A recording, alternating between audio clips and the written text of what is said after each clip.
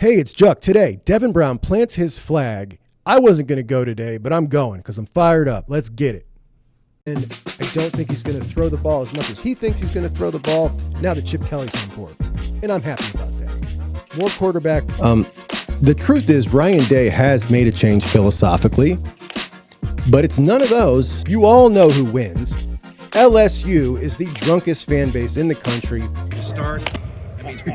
And welcome in. Spring ball starts tomorrow.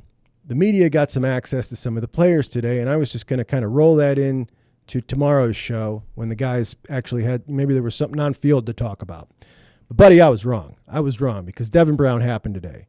Now, obviously Will Howard was brought in to probably be the starting quarterback. We can all agree on that. It's his final year of eligibility. He was a fourth-round grade in the NFL draft. He wants to improve his draft stock, so he comes to Ohio State, and I just don't think he's coming to ride the pine. There's too much money on the line. I think he probably got a pretty decent assurance that if you are that guy that we see on this film, then you're going to start. Okay? Maybe you disagree. I don't know. That's just the way I just think that I don't see anybody rolling the dice on that when they're a fourth-round draft pick. That's a lot of money. So Devin Brown is not accepting that. He's not accepting that at all. What did he have to say today? Let's go over it. But first, how did we get here? Quick timeline. So we all know last season, heading into the year, Devin and McCord were neck and neck. And we even heard at one point that the coaches did a straw poll and Devin was ahead. I don't know how much truth there is to that, but, I don't know. In this particular story, I don't know as of yet, right? But we know after the end of today because Devin did confirm that in the interview. But we're not there yet, so I'm just going to say we don't know that yet. All right, so we go into the season. We don't really have a starting quarterback because Day decides that they're both going to play.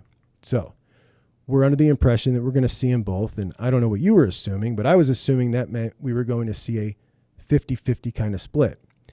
Now, we're not seeing that as the season begins. It's more like an 80-20 split, and it seems pretty clear that McCord is the guy that they're going to go with, but we're just kind of playing this charade where Devin's getting, a little bit here, a little bit there. Never really got a chance to get in a rhythm. Never really had a chance to show what he's got. He had a couple of really nice throws, a couple of really bad throws, and a lot of inaccurate short stuff, but to me, a lot of that looked like nerves, and a lot of that looked like, hey, if this guy was actually getting at least a half a football, he'd probably work through this little inaccuracy stuff, and it was on short stuff too. So we know he can handle that, right? So we've still not seen him. McCord wins the job. Okay, cool. McCord does all right.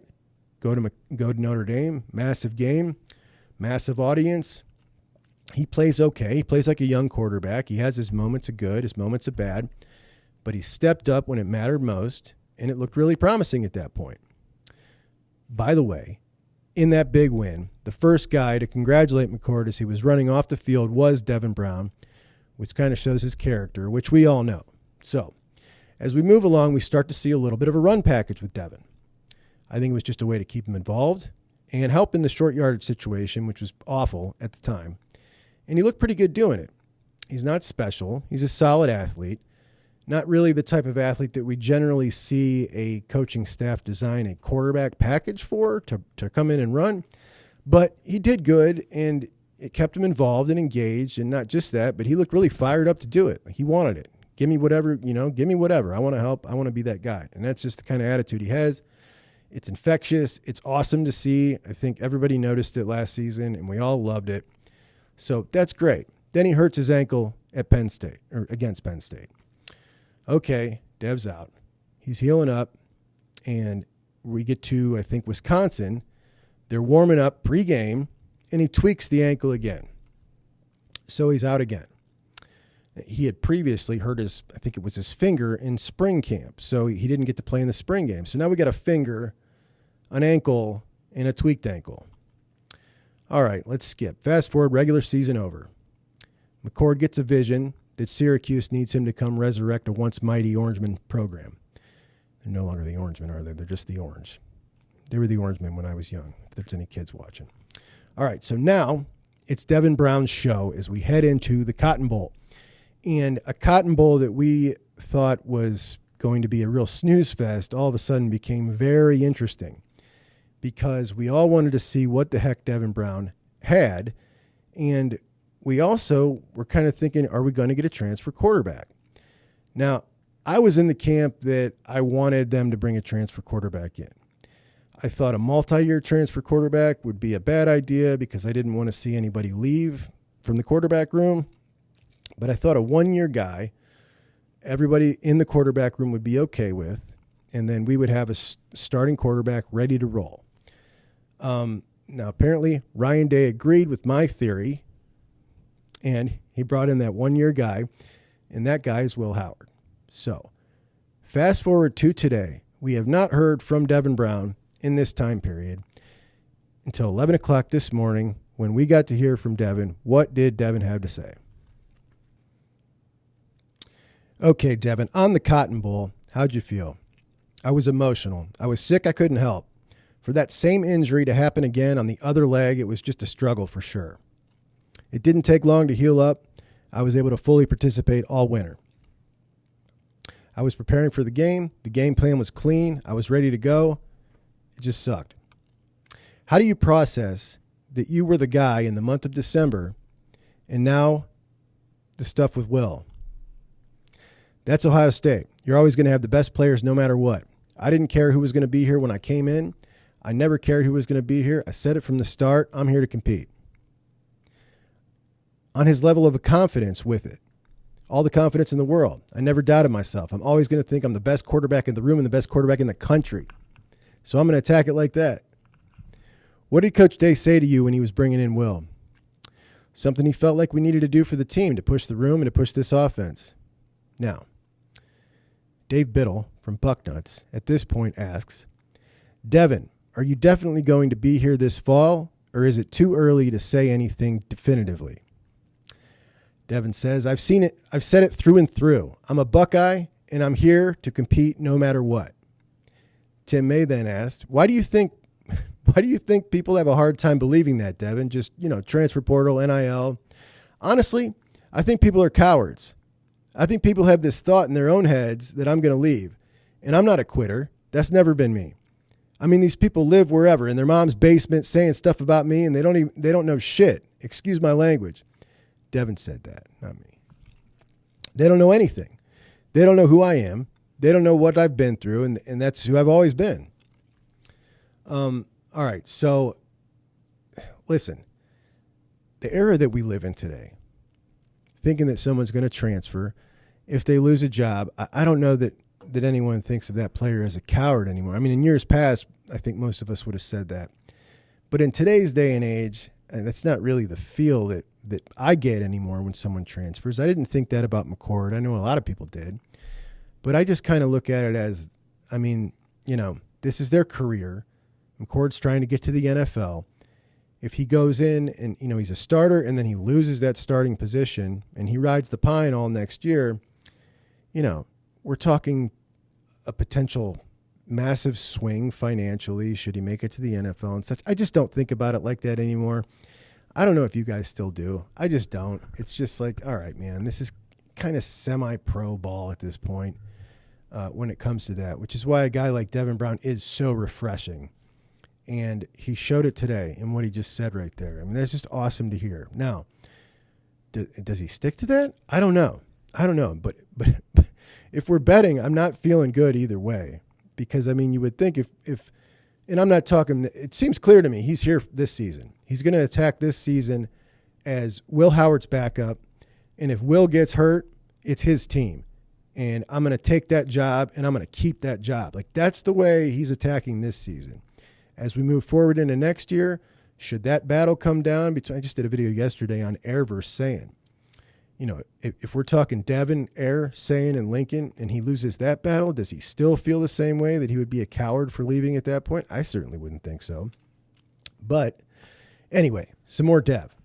That's life. You can't control it. You can only control yourself. Is there something you've worked on with Coach Mick to try to strengthen your ankles? So there's this talking point we've had floating around Buckeye Nation for a couple years regarding injuries like Devin's. And many folks feel like there has been an uptick in these types of soft tissue injuries when we talk about Jackson Smith and Jigba, et cetera. And there's a common refrain, and that is strength coach Mick Mariotti is not doing a good enough job preventing these types of injuries. And this keeps spreading, and a lot of folks feel that way now. They also feel like Mick is a stale meathead relic from the past. And as a stale meathead relic from the past, I resemble that remark. But do they have a point about soft tissue injuries? I don't know. I've never done a whole lot of studying on soft tissue injuries.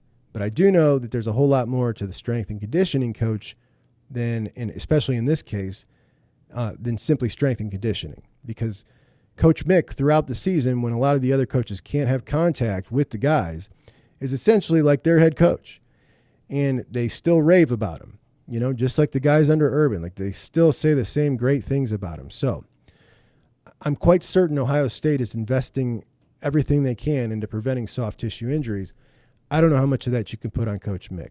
Maybe I got a soft spot for him. I don't know. What do you guys think? So we can be sure, in my opinion, that Ohio State is trying every technique that they can to make sure that doesn't happen. All right, Devin, what was your response? What was your response to the injuries this year? Just 2 freak injuries. I've never had a problem with ankle injuries, not in high school. I didn't even spat my ankles. Now he's going to get all taped up, he said. He's going to wear bigger, thicker ankle lineman-style cleats before he was wearing the speed cleats, the wide receiver cleats. On Chip Kelly, he said Chip and Justin Fry both recruited him at UCLA. He was in their office at UCLA, and now they followed him here. On quarterback run, he said he thinks it's going to be the same. The offense is the offense. We're still going to have our reads, etc.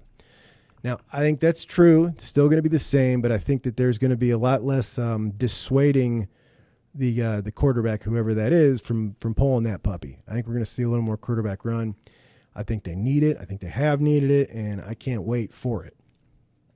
What's most different this year for him? The leadership role. He's embracing the leadership role.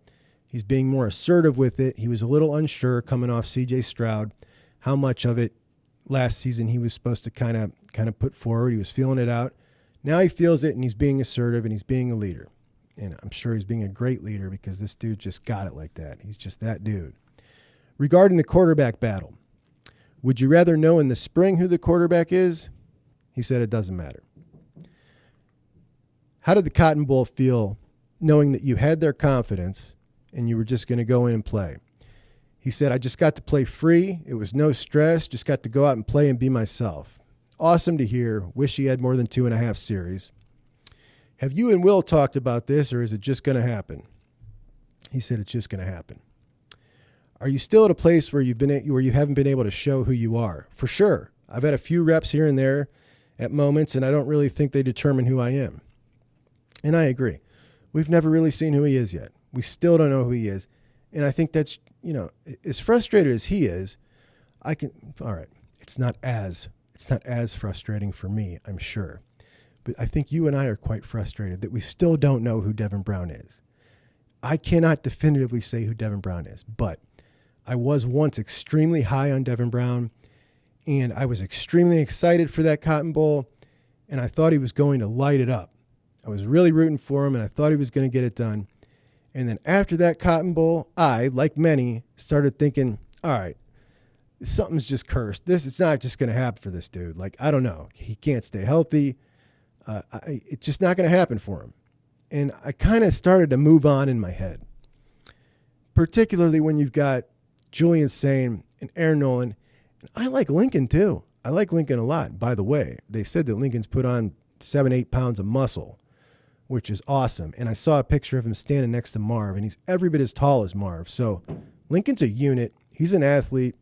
He's a stud. And I know he looked terrible last year, or looked terrible in the Cotton Bowl. Okay, not terrible. He didn't look good in the Cotton Bowl, but he looked good for where he was as far as his development. He wasn't here for spring last season. And the coaches were quite pleased with how he did in the Cotton Bowl. So, I'm not counting Lincoln out totally. But we're also talking about Julian Sain, Aaron Nolan. So as far as Dev goes, I'm thinking, hey, I like Dev. I wish Dev luck. I hope Dev has a successful career. I just don't get the feeling it's going to happen for him as a Buckeye. Am I jumping the gun? Probably. Still haven't seen anything out of him. I still don't believe we've seen anything out of him. So Anyway, back to Dev. He said it was really hard, especially that Penn State week. We were slowly building that goal line package more and more, and then the injury happened, and it felt like it was all stripped away from me. And then the same thing happened in the Cotton Bowl. It felt like a waste of time, but I cherish it, and I'm thankful for it. How close was he last year? Really close. I feel like at one point I was ahead. He's talking about the battle for the starting quarterback with McCord. I felt like at one point I was ahead, and then things went here, there, and then I wasn't. All right, then someone asked, the portal was closed during all the conversations with Will Howard.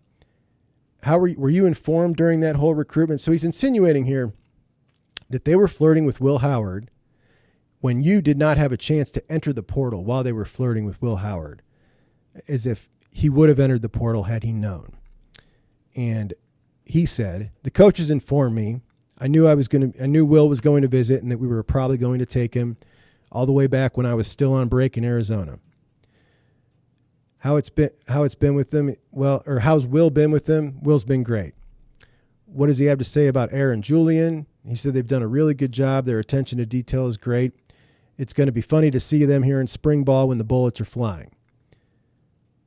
Devin, what have you been like this offseason? You seem to have an edge. My favorite guy, Doug LeMaurice, said that. Doug doesn't like me anymore because I don't like his 12-team playoff. He said, I can't wait. The sour taste I had in my mouth after that game has been sitting inside me and rotting. It's just like keep building and building, and I'm ready to unleash the flame. I love the way this dude talks, man. On J.J. Smith, he said, every time we see him, like somebody asked this question, like the immediate, all right, this is what happens. What do you think about Jeremiah Smith? Every single person that we see ask that question. He said he's a freak, next level. Every time I throw to him, it's like, Jesus, this kid's freaky. He's big, he's smooth, he's athletic, he can snag it from anywhere. One-hander, he's just freaky.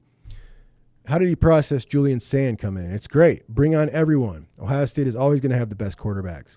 Now, I find that interesting as a middle-aged guy, a middle-aged Buckeye, when I hear someone say Ohio State's always going to have the best quarterbacks. Because it's like kids, like as far back as these kids can remember, that's who we are to them. We're QBU. As far back as guys our age, or maybe a little older, can remember, not the case. Pretty cool now that to young recruits, we are quarterback U. That's awesome to hear. We'll take it. All right. Now, that's all Dev had to say. I know just yesterday I did a video on Julian Sand and Aaron Nolan talking about next season's quarterback battle. And I intentionally said when I started that video, I'm just talking about these two. It's a hypothetical situation just for fun. It's the offseason before spring. We're all caught up on recruiting and everything else.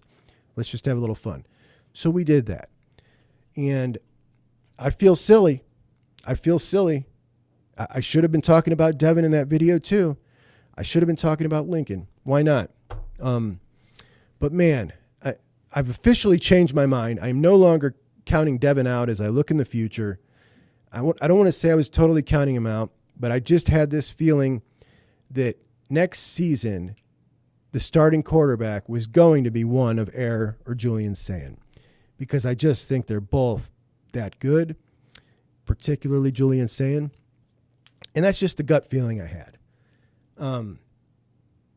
I mean, obviously, way too far away to even be thinking about it, but that's just how I felt about it. I don't know how you guys felt about it. I don't want to say I was counting Devin out, but I just didn't really see it happening for him. And now, I don't know, man. I don't know. Is he going to go in as the favorite next season? Obviously, way too far out. But I do love listening to a guy with this kind of attitude. I think it's so refreshing this day and age. This is the kind of stuff we used to hear 15 years ago from football players in college that we just don't hear so much anymore in the age of the transfer portal, in NIL, in all the other crap. And like I said, it just feels more like a semi-pro type of feel with the players. And this is not that. This is like old school mentality, college football player. It was cool. It was awesome. I mean, the live in your mom's basement. I mean, this dude's he's legit. And I guarantee that his teammates absolutely adore him. I think he's awesome. And if he could play like he does everything else, this kid's going to win the Heisman. Honestly, he's that awesome at everything else. Hopefully, he's got the juice to play like that on the field. If we ever, for crying out loud, can we ever see this kid play a half of football? Just a half, one half of football. That would be amazing. So I just wanted to run that by you guys, and we will get back at it tomorrow when hopefully we have some actual on-field football to talk about a little bit. And we will go over also the other interviews that happened today. Emeka said something interesting today about playing some outside. And there has been something going around in Buckeye world about Emeka. A lot of people didn't want him to come back this year.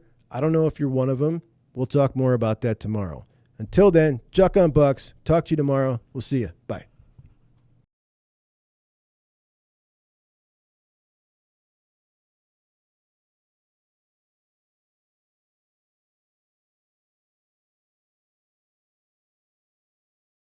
And I don't think he's going to throw the ball as much as he thinks he's going to throw the ball now that Chip Kelly's on board. And I'm happy about that. More quarterback. The truth is Ryan Day has made a change philosophically, but it's none of those. You all know who wins. LSU is the drunkest fan base in the country. Start. That means we've got